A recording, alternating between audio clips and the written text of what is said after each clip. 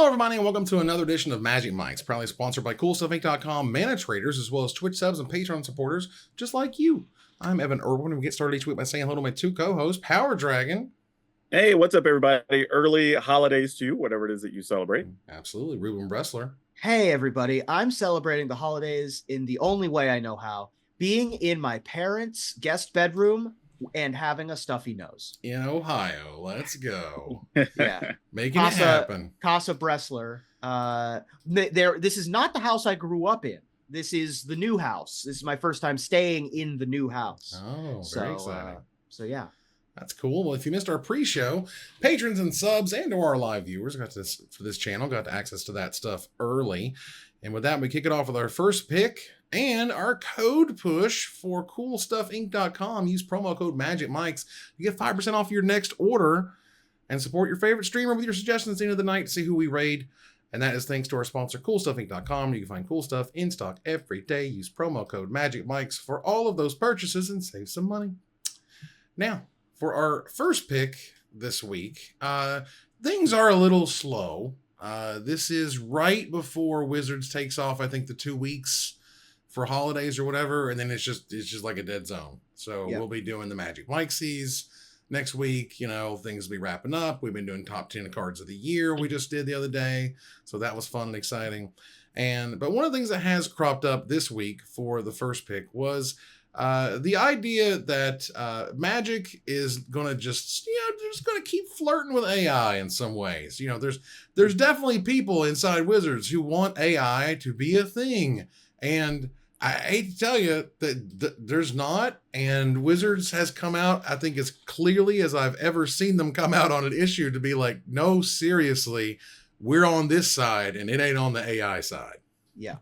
Oh, I have so much to say about this. Go ahead. Good. Like, the problem here is this all started because I don't want to be too deprecating to somebody, but like, because somebody took a thing, which was a job listing, read into it to mean something it didn't, and then started this ridiculous thread speaking like an expert on something they knew nothing about. Like, that's how this all started.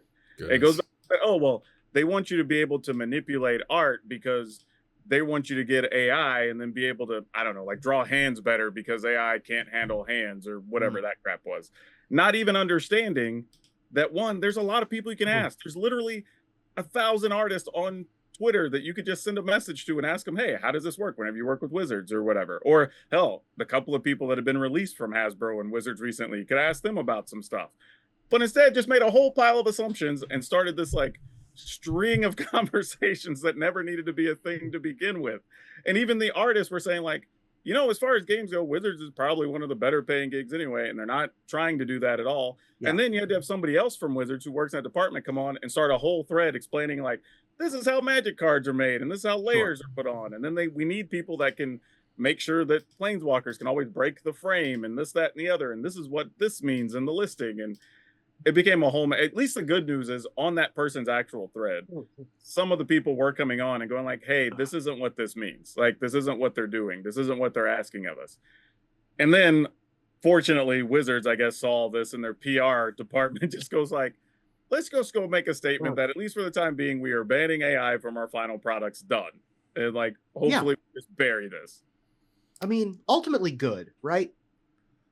Oh yeah, like this is all super positive, super, you know, artist friendly. This is know, where we want to see people go in the industry, and that's fine. And there's other things that happen, like for example, there was a piece of artwork from Lord of the Rings that need to be kind of heightened. You know what I mean? Like it needs to exactly. You know, and when you want to kind of when you have to sort of paint in the rest of the top there, you can do that, and you can have people that you hire who can do that. But you also have to they're just painting the rest of the thing a little bit higher.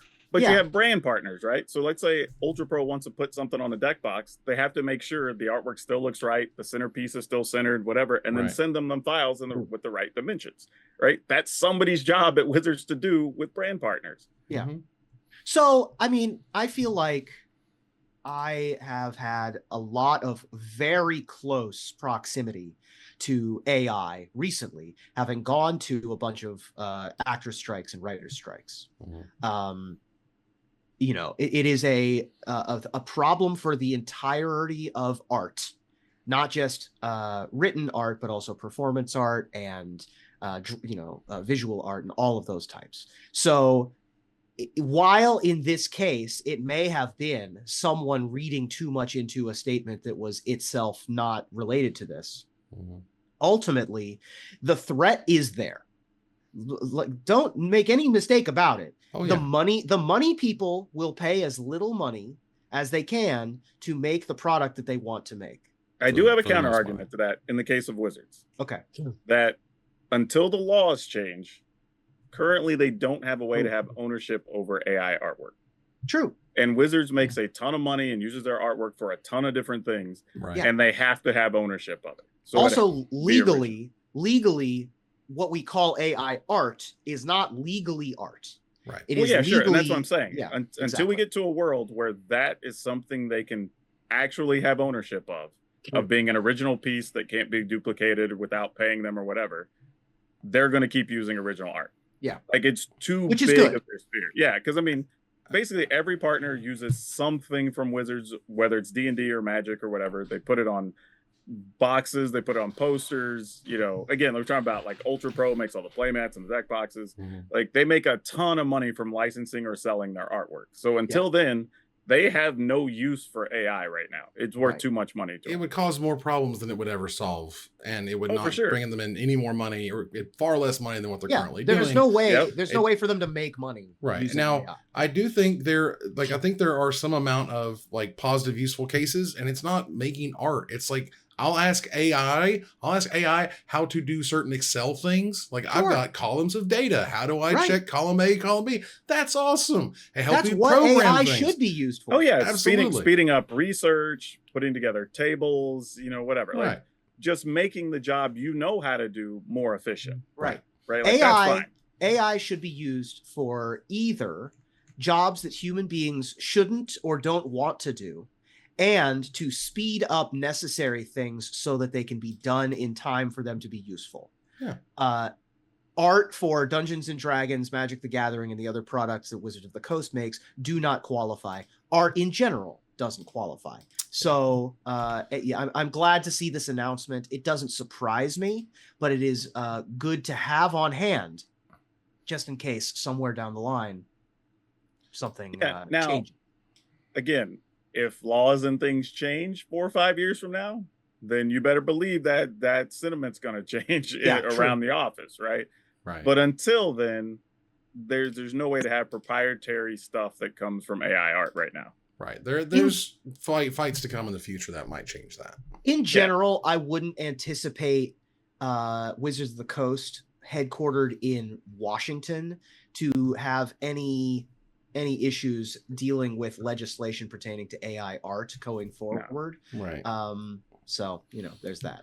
There's no artist who was just like, man, I can't wait till they take away my job. Like, that's not going to work. You're going to fight for, every bit you can. Yeah. As you should. Anyway, so let's move on out of here to gather the townsfolk. Thanks to our sponsor, Mana Traders. You can get 12% off your next subscription with Mana Traders if you use the promo code MagicMikes and tell them we sent you. And we appreciate them sponsoring the show, which is always nice. And going to showcase just some cool stuff, because this is kind of cool stuff week when we don't have a ton of other things going on. And it will be the year of the dragon, which we'll also show some of that stuff on. But there's going to be some promos that you can get when you play at a booster draft event with Murders at Karlov Manor with the brand new play boosters, which is very cool. Okay. So you can get one of those retro frame arcane signets, a chaos warp that features the goblin from the little apprentice app or whatever, the companion app. Oh, very nice. And again, the goblin on Commander Sphere on the right here, which is on your screen if you're watching. Love those. Which is super cool. And so you just sign up for your local game store's draft event using your Wizards account. And once you're at the event, you'll receive one of the 3 promos. And high five. Attend another one. Again, get some more. Like, let this be another thing that just shows that Wizards is not trying to eliminate local game stores. Like, that keeps coming up as conversation. And it's like, they don't have to produce these promos in different languages and send them around the world and send people to your stores. They could just save that money and let your store die if they were going to do that. Like, Now, they may not be making every decision that super benefits a local game store. Like, don't get me wrong. Right. But they don't want them to go away. Even within Wizards, it is understood that that is an important part of the ecosystem, and they know that. Oh, yeah. And then the fact is, again, they make their money from paper. They don't make their money from ones and zeros. They make some money, but they make the big money by printing the cards. Like, that has not changed. And good selection of cards. These are very sweet, and these are cards that lots of people play with. Mm-hmm. So there are some new dragon themed promos here. I got them on the screen if you're watching, for Dragon Lord's Servant, which is cool. And they've got 3 different versions of each of these. Sarkhan Unbroken. The APAC League returns to their own little token, which is super rad.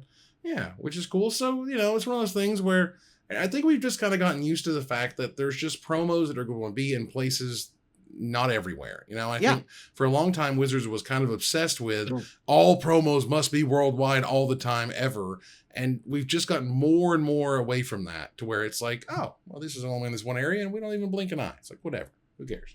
Yeah, and I'm kind of okay with that, because there's some things just regionally that resonate better, right? While some of us would like to have a few of those, it's like, I get it. Like, it wouldn't be that type of promotion that goes over well here, or sometimes there's a special holiday or event that only is in that country or in that region. It wouldn't really make sense to make that promo and send it everywhere else. So it's kind of cool that we can get customized stuff.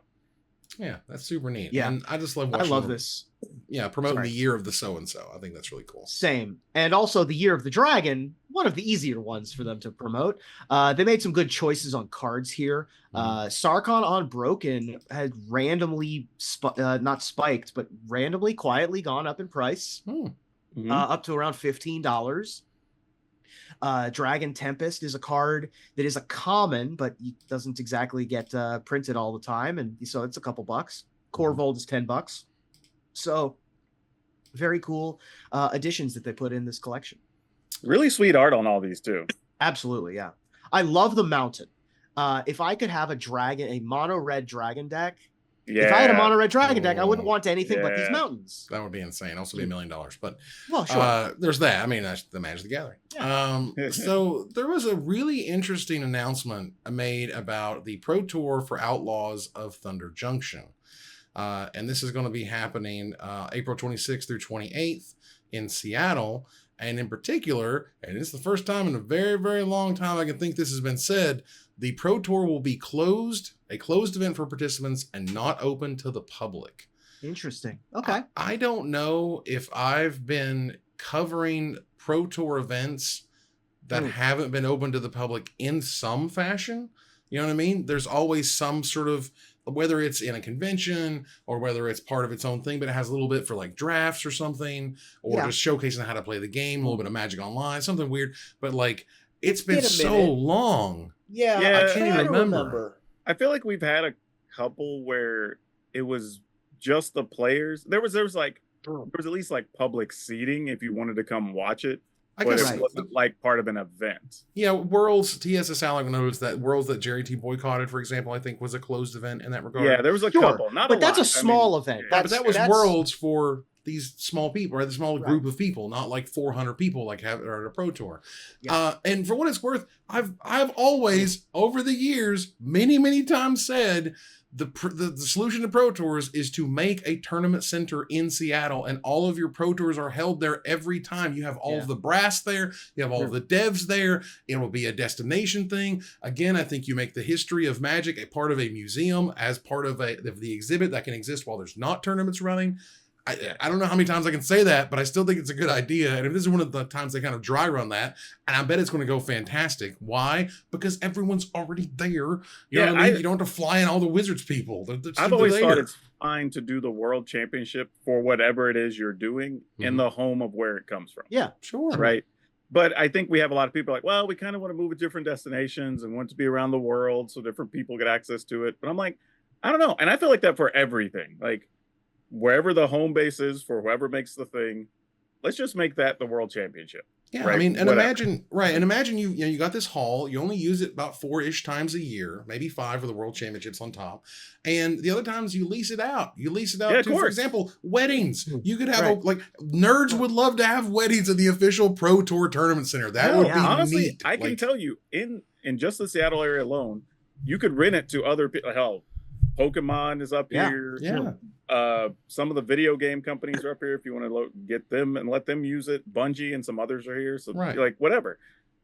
There's enough nerd things that you could have that rented out at least half the weekends out of the year. Easy. Absolutely. It's not that tough. I just wish that Outlaws of Thunder Junction had the Pro Tour had been in a city like, I don't know, St. Louis or Austin. Dude, I had that same thought. Denver. Like dude, let's put it somewhere in like Phoenix. I don't know, Norman, Oklahoma. Yeah, exactly. Dude, if they opened a tournament center and they ran a Counter-Strike 2 event in it, I would just die. They could have put it die of in happiness. I'd be like, everything's great. The all first of my round, peanut butter and chocolate are together. The first round of the tournament should be in Independence, Missouri, and the second round of the tournament should be on the border of the Pacific Ocean in Oregon. Wow. And that should be incredible. And your set dressing should include tumbleweeds. Yeah. It's got to include for sure. For 100%. Yeah. Goodness. Well, there was a unfortunate end of an era this week where MTGO traders announced they are unfortunately, due to a variety of factors, no longer fulfilling orders for Magic Online through their website. Their bots will stay open to sell through their existing inventory. And this is one of those whimpers of how Magic Online is declining in a few different ways. And they're trying, I think, many different ideas to get people excited. The all access passes things, the cube sticking around like every other month or something for the vintage cube. They're trying stuff. I love the cube. Yeah, and I want Magic Online to stick around. So, and obviously one of our sponsors is based on Magic Online. We want that too. Right. But, and it is the only way right now to play multiplayer Magic digitally that doesn't revolve your webcam. It also has just all the cards in ways that no other client does. It doesn't have every single Magic card ever, but it's got a hell of a lot of them. And it's a lot of those commander cards, for example, you're only going to find on that client. Wizards has no interest right now putting any of those on Arena. So that's where you can find a very unique experience. And it sucks when one of the biggest players decides to pull out. Right. Big shout out, by the way, to Alpha Frog, who designed the cube for the last 2 weeks. We're now back to the regular holiday cube, which is also fine. But I really fell in love with Alpha Frog's cube over the last 2 weeks. Just like really excellent card choices that enable things that I wasn't even really thinking about. Every time I played the cube, I was like, oh, there's a new interaction that I didn't even see. Like, oh, this Chrome Host Seed Shark is making artifacts to grow Tolarian Academy. Oh, the Cosmo is making haste creatures so that it can steal the Monarch. Like, it was just so many little interactions in the cube. It was very clever design. Yeah, I think this is kind of what we expect to see from Magic Online going forward, right? And I had this just made up number in my head that like once it gets to where it's not producing 25% more than it costs to run it, is where we're going to start speed running to the sunset, I think. Right now, it's probably still fine, but as we start saying, okay, we're going to try to bring, or supposedly, some commander-ish thing to Arena, right? At some point, we start adding some of those older sets to Arena. Like, it's just going to be a matter of enough players slowly siphoning off to the other product to eventually say, like, hey, it just doesn't make sense. Like, when events stop filling and you're not hitting the queues to even get tournaments off or whatever, it's just not going to be time for it to run anymore. I think the biggest, bellwether right now is once Arena has multiplayer, regardless of the fact that they don't have all the cards, but once Arena has multiplayer, that to me is a huge turning point. Yeah. It's also pretty awkward for Magic Online that it is one of the only places, and certainly Arena can't, where you can play Legacy online. Right. The winner of the most recent and Vintage, but specifically the winner of the most recent Legacy Champs had a Warhammer 40K card as one of its centerpieces, and you can't play with Warhammer 40K cards on Magic Online because they aren't there. So you can't even play one of the best Legacy decks on the Legacy format. I feel like I'm with you. Like if you get multiplayer to Arena and you get as close to Modern in some reasonable fashion that people are happy with, that's going to cut out a lot of the playing on Magic Online. Yeah. And at that point, what else are they going to do with it? Right. And I've always wondered, like, what happens if, it gets to that point or whatever. And I feel like there's just two different ways. There's the One way is you just sunset it. There's a date. It goes offline. Yeah. You know, we pour one out, etc. And the other is that you give it, like, you have it be fan ran. Essentially, you make a demarcation point in which no new cards will be added. At which point, then can the community pay for and run the servers to keep it up and going? And you know, I don't know how that would work with monetary whatever. I'm just throwing spaghetti. But the idea that you basically say, you know, here is a time capsule of Magic cards from A to point in time. Yep. You can play with it. You can make cubes out of it. You can still play multiplayer. You know, you can still do wild stuff. I don't know. Would Your they second do that? option would never happen. I wouldn't expect it to. Just knowing how things operate, anytime they would have to give control of anything that involves any of their work or whatever, non-starter. Yeah. Like just not a thing. So the only other option, if they were feeling generous, would be to say, all right, for X number of rares, mythics, uncommons, whatever you have, you get some amount of credit in Arena. Whether it's wild cards, gems, whatever, right. To make it easy to kind of go like, hey, you're not going to get full credit for all your stuff, but you'll get enough that you can feel good hopping over and playing Arena. Right. That's probably a reasonable solution they could get away with and not feel like they're giving up too much value, keep those people happy. And that's probably the best middle ground. But at some point, I mean, I don't know if it's 2 years from now, 5 years from now, but we know Magic Online's time is limited at this point. I don't feel like it's going to, well, for what it's worth, it's lasted a lot longer than I expected. And, Fair. You know, and B, I think it's still going to last longer than people expect even today. Oh, sure. You know, but I'll also note that like Timeless as a format on Arena has made me more excited to play Magic and build and brew and just hop into a queue than anything has. Basically, this entire year, I've enjoyed sets bit from bit, time to time, more of them previous than the later sets of the years or whatever. But I love Ixalan. But regardless, Timeless was like, oh my God, I can play Dark Ritual in my black decks. I can play Swords of Plowshares in my other decks. Like, again, had me spending money that I haven't spent in months and months that was on something that wasn't just, you know, a new set releases limited package or whatever. Right.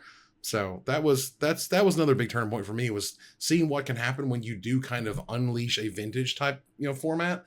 It's super fun. Like, it really is. So well, it's and it works great on the client, surprisingly. Like, I think the one thing that, even for the people who enjoy playing Magic Online, is there's a crap ton of clicking, right? For like every single thing and pads and every little thing. Like, some of those things just play more fluidly on Arena. It's just smoother, faster. It's the new car in the garage. You know what I mean? Like, it's just gonna be better. Let's move on here to Desperate Ravens. You know, what I've kind of found out at this point about coverage, and the one thing that, you know, I was there at the birth of SCG Live. I hired all those people. You know, Ruben was a part of that. You know, Nick was a part of that. You know, all these great directors, all these people producers worked very hard, editors, you know, people who just coordinated those people to travel around the country to do this stuff. I just wish, the one thing I wish we had done was to try a tape delay, because tape delays allow you to get content kind of in order, allow you to cut down on all the breaks and all of the sort of, you know, all the starts and stops of a Magic event or a Magic game, for example, a judge call and whatnot. Like, all of these things that interrupt the viewing experience, you can kind of take away, and it's been an absolute revelation. And so when Anurag Das, you know, says tape delay for this regional, or this RC, was it regional championship, has cut down on 165 minutes of sideboarded and non-gameplay action. I wish so hard we had tried that at any point during my tenure of running. Dude, this is what's been fun for me, getting to do commentary over the last couple of years, because I've been doing like the arena championships and stuff like that. We've been doing a lot of the things that eventually get adopted elsewhere, which has been kind of fun. The delay has been one of the things we've been working with for a long time now, and we're usually a full round behind. Usually, like, you'll let round one goes all the way through, we don't even start coverage for live quote unquote, you know, we're seeing the matches for the first time as commentators, right? But we don't even start that until usually 10 minutes or so into round two. So we have a full hour, 15 minutes, hour and 20 minutes that we're behind everything. So if there is a delay, like saying a judge call or whatever, if there's a delay on the live screen, it's usually just because, all right, something technical, we want to wrap it up, or we're trying to like finish making sure we have spot to put a certain interview in or whatever. Give us like 2 more minutes or whatever. But the delays are so small, and we take a break. It's mostly like bio breaks. Let's check something real quick, technical. We come right back, right? It's like 3 to 5 minutes, and you just have a show that flows for 4, 6, 7 hours, and then you're done. And we come back and do it the next day, and it's so much easier on everybody. Even the back of the house, they have time to make sure everything works. If there's a sound thing they need to fix, if somebody's cameras has an issue, you can flip to the other screen or do whatever you need to do to set up the presentation. Yeah. And there's just so many fewer issues doing it that way. There was some discussion when we were at SCG about this, but there's a couple of things that have changed in the time. And I think that, now is the right time for it. If it, the best time to have done it was yesterday. The second best time is now. And so I'm glad that they've changed it, but the technology wasn't really there to be able to do it on our budget at SCG Live. We looked into it, and as I recall, the TriCaster, we would have needed a significantly better TriCaster. Or we would have needed like a second one. Or we would have needed like twice as much TriCaster, no matter how you slice those are $50,000 boxes, by the way. Right. So that's a big chunk of change. It was a big chunk of change. And that's the problem, right? Because you couldn't say this is going to change everything. This is going to revolutionize. This is going to make such a better experience. You can say it all you want, but you also have to put $50,000 out there and possibly even an additional person to take to a show to kind of coordinate all that stuff together. Maybe they could have done with the 2 directors we sent. Maybe. Yeah. I don't know. And that's just a whole question mark. But I do know that having seen Wizards doing it this way and other people doing it this way, this was the way to do it. And absolutely. And I'll even say this. From the people watching it, in my experience, most of them don't even realize you're on a delay. Because the experience is still live. Like as casters, we know the same thing the viewers know, right? So we're seeing everything fresh. If anything, the only thing we get told is like, okay, we're coming into this match in like game 3. This person won the last one or whatever. And we just get caught up to speed. We know nothing about what we're about to see. Yeah. So you still get the same live experience. Yeah. It's just happening an hour later than it was happening before, right? Yeah. So unless every once in a while, we kind of break the fourth wall because one of the players pops up in the actual chat. And they don't say anything usually, they're just there having fun with everybody. But that's literally kind of the only way, right? So it's really cool. I think it's the way most events should be done now. There was this hyper focus on getting up to the second, type updates or whatever. Whereas you just don't need that to make a better product. And so again, there was issues at the time. It's a concern that doesn't have a payoff, right? It's like, okay, cool. If we find out right now, or we find out 45 minutes from now, what's really the difference? Well, it was a hyper focus on the tournament as opposed to on the show. And that was always the struggle we had. And I'm glad to see that the show is getting some entertain first. I think that's also been the issue with even the casters for a while. You've had people who wanted to be too technical and show how smart they were and all these levels of plays, but like it's not fun to listen to. Yeah. So it's time to get into one of these wonderful weeds, I guess, get into the ditch on the side of the road. This is almost as fun as talking about women in Magic, which is availability of cards at events. It started generally with Todd Anderson. Oh, this thing. Tandy MTG talking about like, you should, if you're going to vend at a Magic event, you need to bring the cards that are in the tournaments that are going to be played. And it's like, bruh, how many copies of an uncommon should I take with me as a vendor versus a volcanic island that if it sells, I make hundreds of dollars. If the uncommon sells, I make, a couple bucks, and they cost the same amount. They take the same amount of space, all those things being equal. You should pre-order the stuff that you need. That's kind of the I'm going to be the bad guy this episode because this is on you as a player. Like it's called preparation. Right now, if I go deep in the bag, Ruben, we know. Yeah, I'm just saying. I know. If I go deep in my bag and I need some like unknown uncommon, I can't expect that to be on the show floor, right? Like people aren't like if you've never set up at an event, like the amount of space cards will take up if you want to bring, I don't know, what you think they need to bring 16 or 20x of every card, like.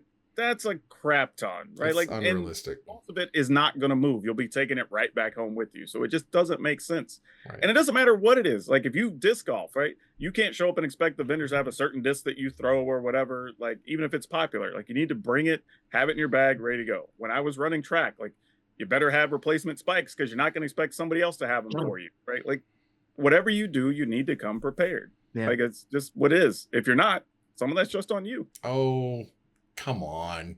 Magic players and being prepared. This is some oil and water, bro. This I understand. Is some oil and water. Yeah, you sound like somebody who sells cards, not somebody who shows up to a tournament with no deck. Every event, no deck whatsoever. Every event I went to, I had my deck ready. If I made a change, I still had a backup pet. Unbelievable. If I couldn't find the cards, I showed up to tournaments with no cards, no deck, and my winning personality and hope for the best. Look, if you're not always, I'm being facetious. Look, you haven't lived until you went around and you have your little notebook of everything you borrowed from everybody else. 4 of this from so and so, 2 of this from such and such. Have done that before many times. Or you cell phone photo technology. Yeah, you got to take a picture of what you're borrowing. It's true. You know, that's real talk. So, but part of this is expecting. Go ahead.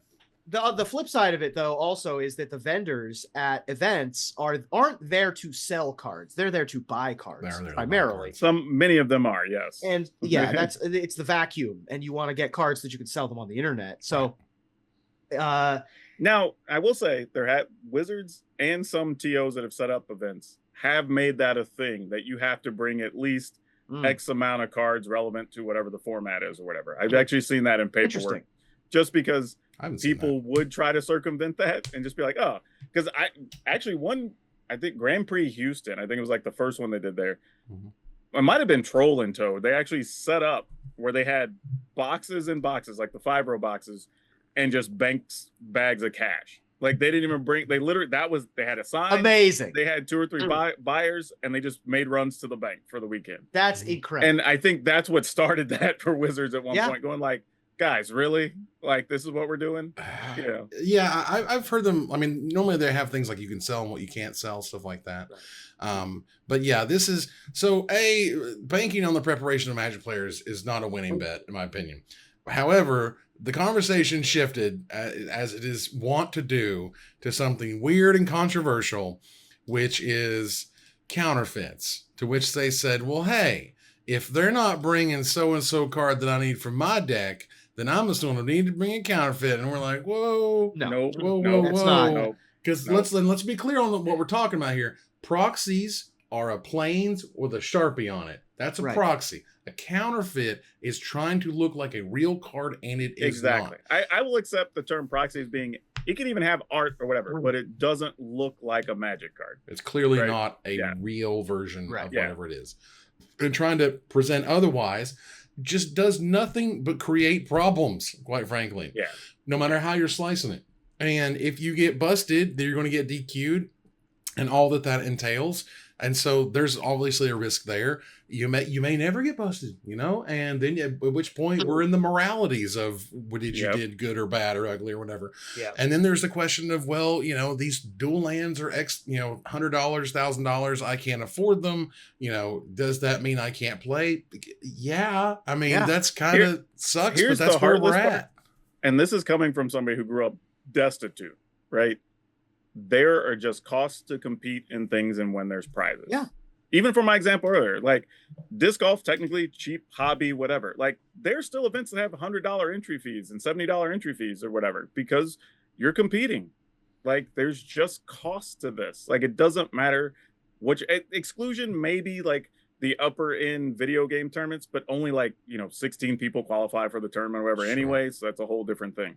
But in anything that's an open thing, there are costs associated with people presenting there, setting up the thing, getting the venue. Like, unfortunately, yes, competitive things are pay to play. Now, if we're talking about showing up and playing with your friends and filling in 10 or 12 cards in your commander deck, we're having a different conversation. Right. I don't think that's a thing at all. But competitively, there are costs. I mean, whether we like it or not. And in the fact that you're who are you supporting when you're trying to buy these types of products or whatever, these counterfeit things, like, it's just gross. And, obviously kitchen tables are kitchen tables, but when it comes to $10,000, $20,000 events, you kind of have to have the hardware if you want to, play in the race or whatever. And that's kind of the thing. And beyond that, socioeconomic so-and-sos, and does this Sure. hold back people? Like, dude, I can't help how much the race cars cost if you Let me want to say play this in too. the race. Like, I don't. Like, I don't want to encourage anything that encourages counterfeits, because whether they're well-intentioned or not, Right. those do end up going into hands of other people who are not necessarily going to treat them as they should. Right. Like, all it takes is you having some, you leave them in a collection that you sold to somebody. Now somebody gets a hold of it and realizes, oh, I can pass these off to somebody who's being real cards. Right. Or they just think they're real, and then they take them to like a vendor like Cool Stuff, and we have to be like, your $10,000 collection is just a bunch of fake cards and it's some new stuff or whatever. It's happened. Like, the number of people that I had to tell, like, hey, these aren't real, and they're like, oh no, I paid this much for something. Like, I get that, but let me show you why these aren't. They're not real. Yeah. And then I've had people be so upset that they were thinking I was trying to just lowball them. Right. But you're and I'm like, on no. it or whatever. And I'm like, I don't think you understand. I'm not even making an offer on these because I know they're not real. Right. This is where we are. I don't want these. Right. And it's tough having to tell somebody that, but it happens. Like, I've even bought collections just locally that I went and picked up from people or whatever. And we're going through stuff, and even just seeing them in the binder pages, I'm like, oh man, like, these aren't real. And they're like, what? And I was like, yeah, this whole page of stuff is just fakes. Those are mocks, diamonds. It's like, oh yeah, and they're stunned. Really, like, and you can tell they for real don't know. And I was like, this is why we don't need to encourage this. Like, yeah, even if you are well intentioned with them, like, if we make that the norm, it becomes a very big problem. Yeah, there was Wizards has had this really weird, I think, kind of moving policy over the years. Ever since I've talked about or looked into, counterfeits and counterfeit sort of packages and things that you can buy and whatnot. And I think at some point Wizards was just like, the best we can do is rely either on vendors or tournament organizers or even players themselves to try to kick this stuff out, because people are going to do what people are going to do. And I think they finally broke down and gave us larger images of the cards. That was another giant hurdle. They said, we can't give you high res because we're just going to pay into the blah, blah, blah. Well, they're already scanning the cards. So you're not stopping anything, but the community has to do it for you. So, and I'll be real. Like, I periodically go out of my way to get my hands on some just to see how technology has changed, and so I know what I'm looking for. And the last, I don't know, I don't think I got any new better ones this year, but the ones from last year were very good. Right. Like, and you have to train people, like, for Cool Stuff, for buyers, they got to have the loop, they got to have the light, they got to know what to look for. You got to give, test them and train them out on some. Like, there's fakes in the building which you go over here so you can see where they're at, so you can know what they look like. You're talking about us being in well-informed spots. Like, that's not 99% of Magic players. Right. So they get something they don't, especially now when we have 20 versions of a card or whatever, like, they don't 100% even know what a regular version is supposed to look like.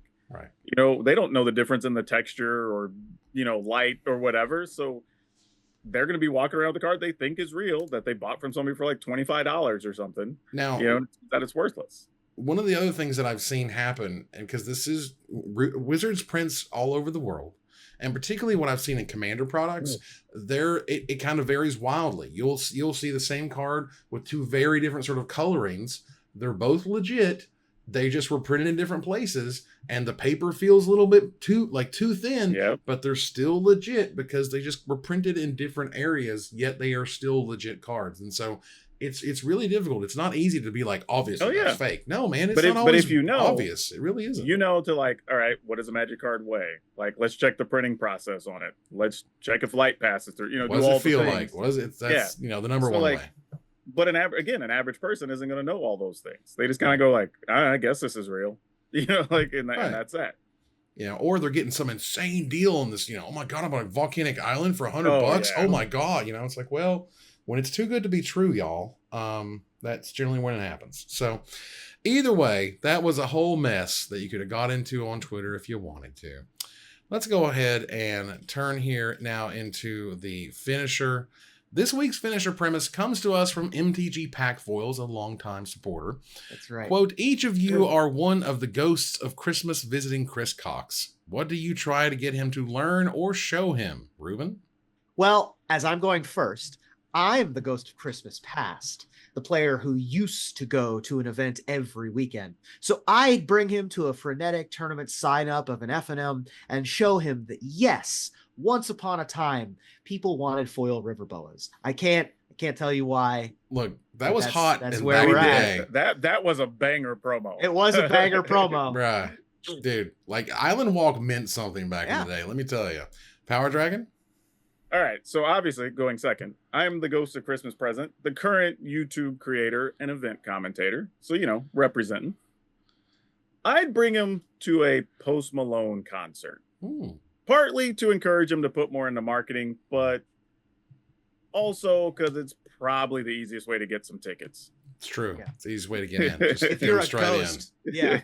Can't stop you. Now, I'm the Ghost of Christmas Future, the guy looking most into how best to grow alongside Magic, and I'd bring him to a local game store where some kids are spending their hard-earned paper route money on as many new packs as they can get their hands on to show him what the greatest gift of all is, the smell of a fresh boosty. That's right. You got to waft it in. You got to waft it. That's right. Yep. And that ends another live episode of Magic Mike's. Thanks for joining us here to discuss all things Magic. Thank you, Power Dragon. Hey, good to be here as always. Again, however y'all celebrate, enjoy your holiday, weekend, whatever. Let's go. Thank you, Ruben. Thank you. And this time next week, the 27th, I believe. 27th. We are doing the Mikesies, the end of the year show with myself, Mr. Orange, Evan Irwin, Power Dragon, and MTG Nerd Girl. We will all be giving our votes and our thoughts on the year that was in MTG. So be sure to be here for that. Bingo, bango. And now with that, we're going to move into our final slide. I want to thank our sponsor, CoolStuffInc.com, our co-sponsor, Mana Traders, my co-host, Power Dragon, and Ruben Bressler. You guys for watching and listening. I hope you support us at patreon.com/magicmics. Please follow, like, tweet, favorite, share, subscribe to everything social that tells people we exist. Catch us online on our Discord, twitch.tv at Magic Mics, on Twitter at Magic Mics Cast, our Magic Mics subreddit, and like the Magic Mics page on Facebook. Or join us here next week. Same time, same place for another episode of Magic Mics. Good night, everybody.